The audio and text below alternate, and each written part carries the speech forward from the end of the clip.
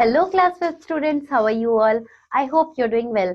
I am your EVS teacher Sala, and today we will start your third unit, which is Our Food and Shelter, and chapter number 8, Food Production. So, let's get started. When you feel hungry, you ask your mother for food and it is served on your table. जब भी आपको भूख लगती है तो आप अपनी mother से खाना मांगते हैं और आपको अपनी टेबल पर खाना सर्व हो जाता है. The food has a long journey before it reaches the final product that we eat. एक फूड जो होता है उसकी एक बहुत ही लंबी जर्नी होती है जो फाइनली वो हम तक पहुंचता है और हम उसे कंज्यूम करते हैं. Food like cereals, pulses, fruits and vegetables are grown by farmers. ऐसे खाने जिसमें दाल होते हैं, अनाज होते हैं, फ्रूट्स वेजिटेबल्स होते हैं, ये सभी कौन उगाता है? फार्मर, यानी कि किसान उगाता है हमारे लिए. चलिए अब पढ़ते हैं टॉपिक फार्मर्स यानी कि किसान के बारे में. Farmers who own large pieces of land and grow crops for sale are known as commercial farmers. ऐसे फार्मर्स जिनकी खुद की बड़ी जमीन होती है और वो उस जमीन पर ग्रो करते हैं, क्रॉप्स अलग अलग तरीके की खेती करते हैं और फिर उसको बेच देते हैं, उन्हें हम कमर्शियल फार्मर्स के नाम से जानते हैं. The crops they grow are known as cash crops are as they are mainly grown for the market. जो खेती वो करते हैं उसे हम कैश क्रॉप कहते हैं क्योंकि वो ज्यादातर मार्केट के लिए ही की जाती है. On the other hand, the farmers who have small piece of land and produce only enough food for themselves and their families are called subsistence farmers. ऐसे फार्मर्स जिनके पास छोटा सा ही लैंड होता है जिसमें वो इतनी ही खेती करते हैं कि वो अपना और अपने घर परिवार का पेट भर सके, उस तरीके की फार्मर्स जो होते हैं उन्हें हम सबसिस्टेंस फार्मर्स कहते हैं. Farmers who rear poultry like hens and ducks for eggs and meat are called poultry farmers. ऐसे किसान जो पोल्ट्री चलाते हैं, पोल्ट्री फार्म्स चलाते हैं जिसमें वो मुर्गी और बतख रखते हैं उनके अंडे और मीट के लिए, उन्हें हम पोल्ट्री फार्मर्स कहते हैं. The farmers who raise cows and buffaloes for milk, butter and cheese are called dairy farmers. और ऐसे किसान जो गाय, भैंस, बकरी इन सबको पालते हैं उनके दूध, बटर और चीज के लिए, उन्हें हम डेयरी फार्मर्स कहते हैं. Growing fruits in orchards is called horticulture and the farmers are called horticulturers. ऐसे फार्मर्स जो फ्रूट्स उगाते हैं, फ्रूट्स उगाने का जो कल्चर होता है उसे हम हॉर्टिकल्चर कहते हैं और उनके फार्मर्स को हॉर्टिकल्चरिस्ट कहते हैं. Apiculture is the rearing of bees for honey in apiaries. Honey bee का हनी लेने के लिए जो प्रोसेस होता है उसे हम एपीकल्चर कहते हैं और जो ये काम करते हैं उन्हें हम एपियरीज बोलते हैं. Mixed farming involves both growing of crops and rearing of animals. Mixed farming का क्या मतलब हुआ?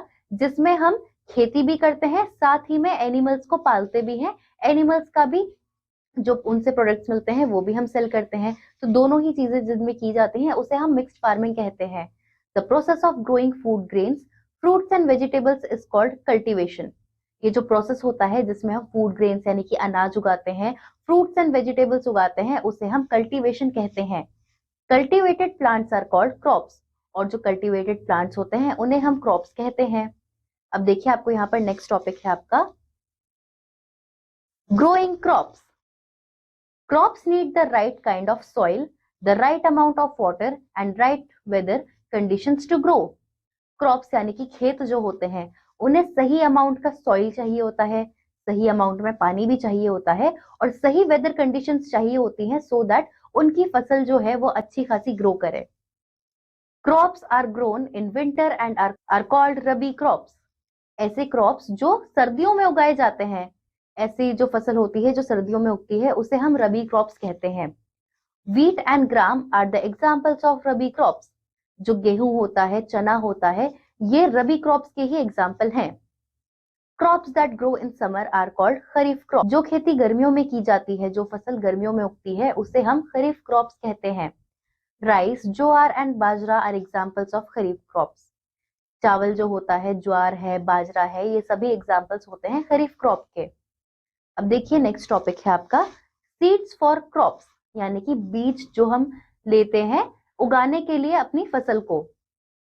Farmers need healthy seeds to grow healthy crops. Farmers जो होते हैं उन्हें हेल्दी बीज चाहिए होता है सो दैट वो अच्छी फसल उगा सकें।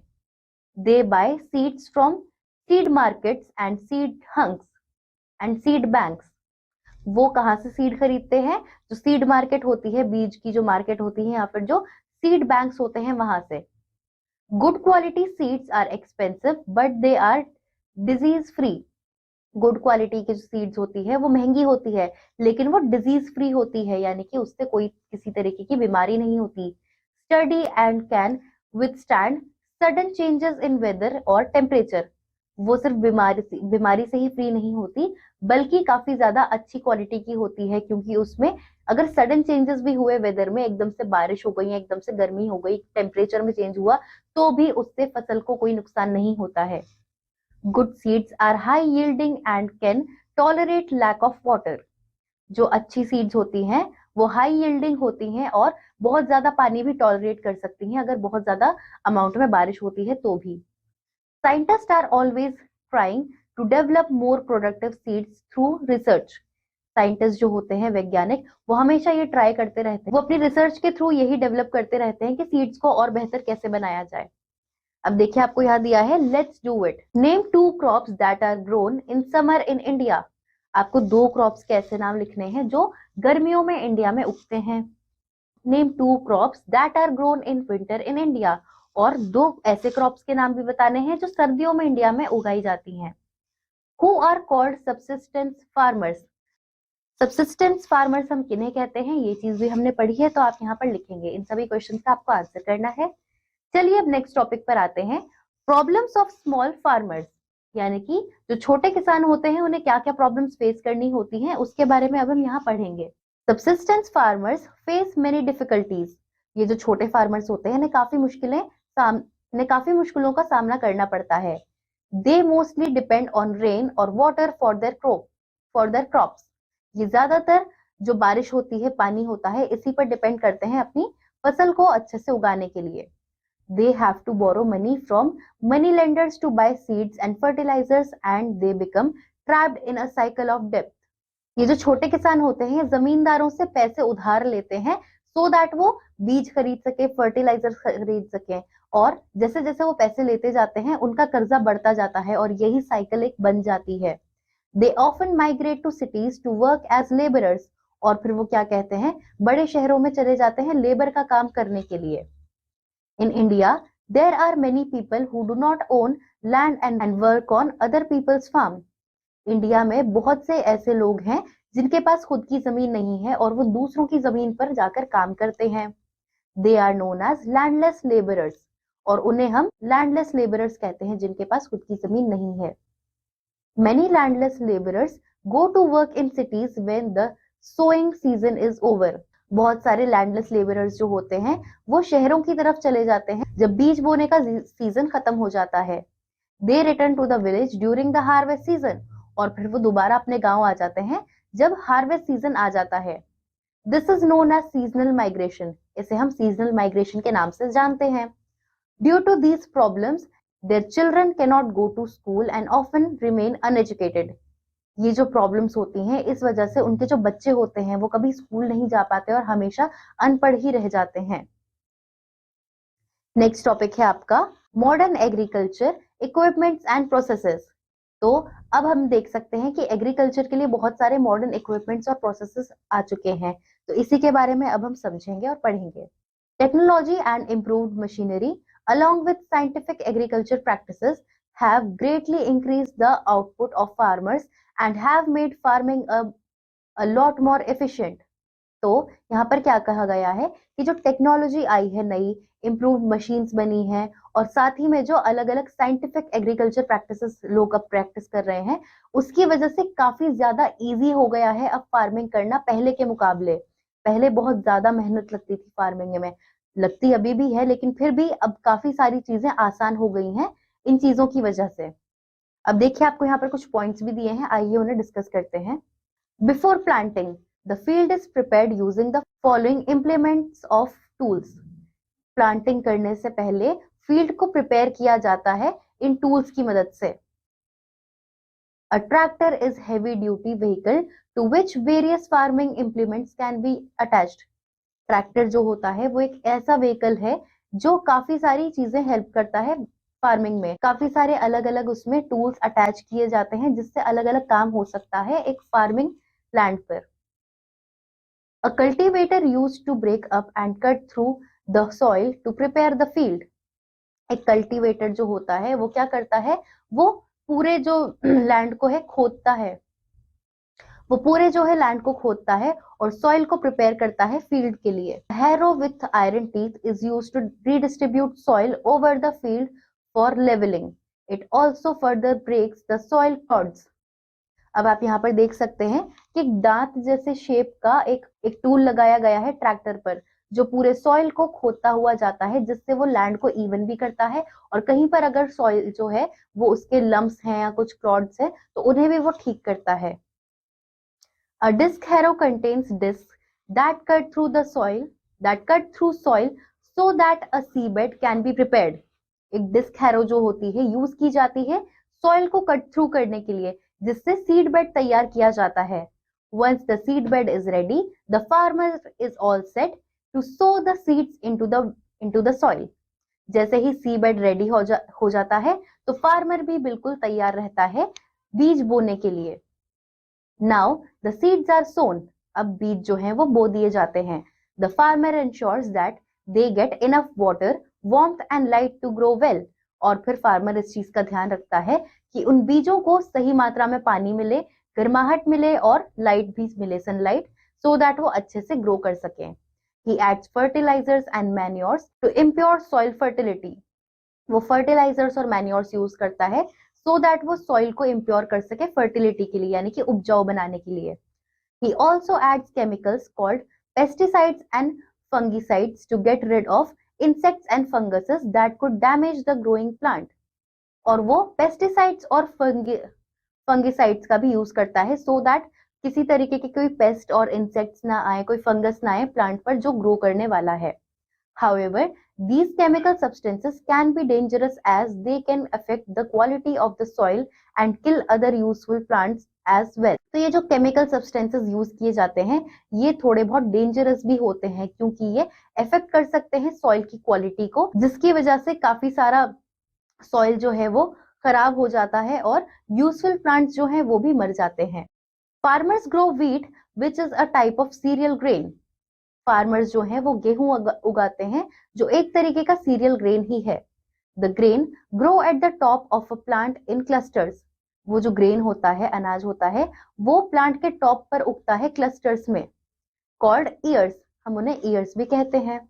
The ears contains wheat grain covered by a seed shell on which there are stiff bristles called awns. ये जो कान होते हैं इसके, जिन्हें हम कहते हैं, उसके अंदर व्हीट ग्रेन होता है जो एक सीड शेल्ट से कवर रहता है, जिसके अंदर काफी हार्ड यानी कि स्टिफ ब्रिसल्स रहती हैं, जो जिन्हें हम ऑन्स भी कहते हैं। देखिए आपको यहाँ पर पिक्चर भी दिया है और उसमें लेबलिंग भी है सभी चीजों की। Wheat grain gives us straws which is a type of carbohydrate. Wheat grain यानी कि गेहूं का अनाज जो होता है वो हमें स्टार्च देता है जो हमें कार्बोहाइड्रेट्स प्रोवाइड करता है। When it is time to harvest, a combine harvest is used to cut the crop and then separate the grains from the wheat ears. जब हार्वेस्ट का टाइम आता है तब कंबाइन हार्वेस्ट को यूज किया जाता है क्रॉप्स को कट करने के लिए और सेपरेट करने के लिए ग्रेन्स में से व्हीट ईयर्स को। It also separates the hay from the ears, और वो जितना भी जो घास फूस होता है उसे भी अलग करता है ईयर्स में से। The process of separating the grains from the harvested stalks is called threshing. ये जो प्रोसेस होता है जिसमें ग्रेन्स को हार्वेस्ट किया जाता है और अलग अलग किया जाता है हे से, उसे हम थ्रेशिंग कहते हैं। The process of separating the grains from the chaff is known as winnowing. और ये जो प्रोसेस होता है जिसमें हम ग्रेन को चाफ से अलग करते हैं उसे हम विनोइंग कहते हैं। A combined harvester makes harvesting quick. एक कंबाइन अगर हम हार्वेस्टर लेकर आते हैं तो हार्वेस्टिंग उससे काफी जल्दी हो जाती है। Efficient and neat and helps shorten the entire process cutting the wheat plants, then cutting the stalks and then separating the grains.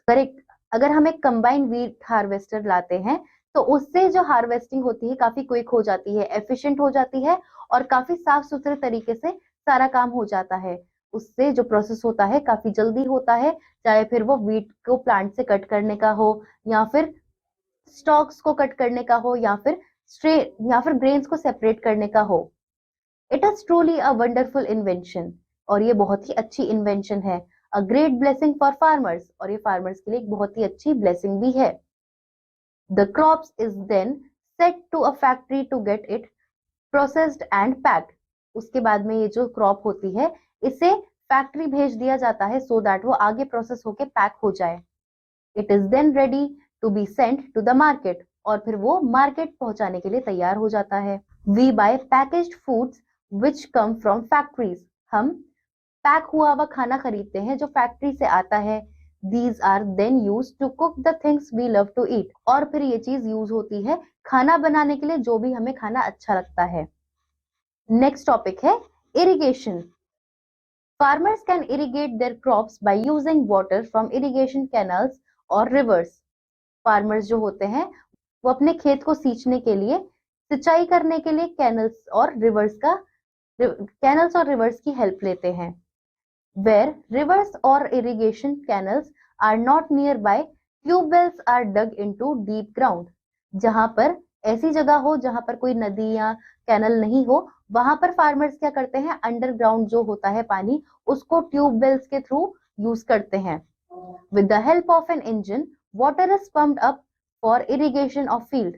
एक इंजन की हेल्प से वाटर जो है उसे पंप अप किया जाता है फील्ड को इरिगेट करने के लिए। Though irrigation canals and tube wells are excellent sources of water for crop irrigation, a large number of farmers still depend on monsoon rains for water.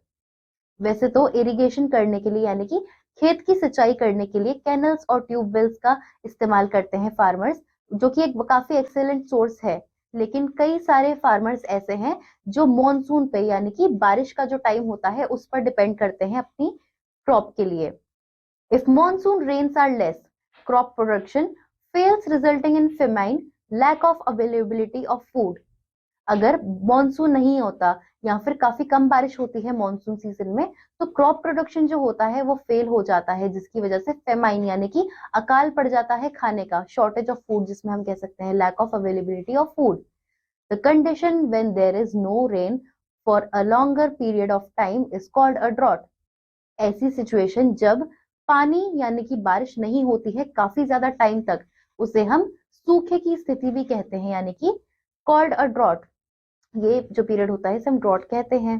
तो यहाँ पर आपका ये चैप्टर होता है कंप्लीट, जिसमें हमने फार्मिंग के बारे में देखा कि फूड कैसे प्रोड्यूस होता है, फूड प्रोडक्शन कैसे होती है और किस तरीके से पूरा प्रोसेस होता है। एक ग्रेन जो उगाया जाता है एक बीज से लेकर जो आप टेबल पर खाना खाते हैं वहां तक, जो लंबी सी जर्नी होती है ये कैसे कवर की जाती है, ये सभी चीजें हमने इस चैप्टर में जानी। सो आई होप आपको ये चैप्टर अच्छे से क्लियर होगा। एक्सरसाइज आप अपने आप करेंगे and we'll meet in the next class. Till then bye students.